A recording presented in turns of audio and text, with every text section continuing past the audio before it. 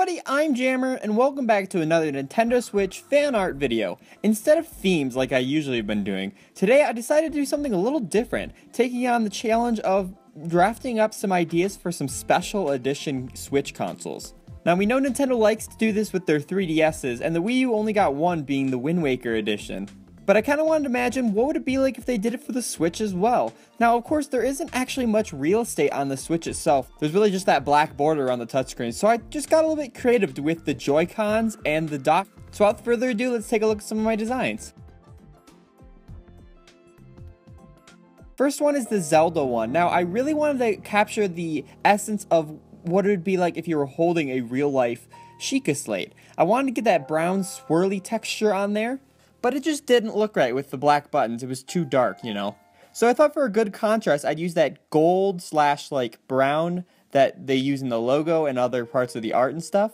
And then on the dock, I bordered it with the Highland text and gave it that nice little circle thing around the Switch logo.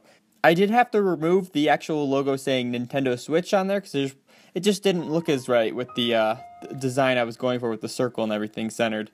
It would have been great to have something like this in real life at launch with the Switch, and I know this baby would have been sold out instantly, because who wouldn't want a limited edition Zelda Switch? Next one I designed is for ARMS, because you know that game's coming out pretty soon. They already announced that these yellow Joy-Con are coming with it, and what's funny is I actually had this design mocked up before they even had announced that, which is very ironic. Now for the dock itself, I just kind of put a yellow boxing glove on there and kept the Switch logo still there. This one was most difficult for me inspirational-wise, just because there isn't much ARMS information or even art and screenshots out there yet, but I still like the minimalistic format that I went for here. Now the next one is for Super Mario Odyssey. Of course they would have the red Joy-Cons and double at that, so you'd have a dual set of 2 red Joy-Cons, just to totally emphasize on Mario here. Then for the dock itself, I just like simplifying it, taking off the words Nintendo Switch on there and just keeping the little logo itself. And I added the little Mario hat on there. I kind of played with the idea of making it an outline as well, like the same color as the Switch logo, like that gray or whatever. But it didn't give me the effect that I was hoping for. In the end, I kind of went with the base picture of it and textured it right so it just looked perfectly on the Switch dock. Now the next one, I think this is my most favorite, is the Splatoon 2 limited edition console.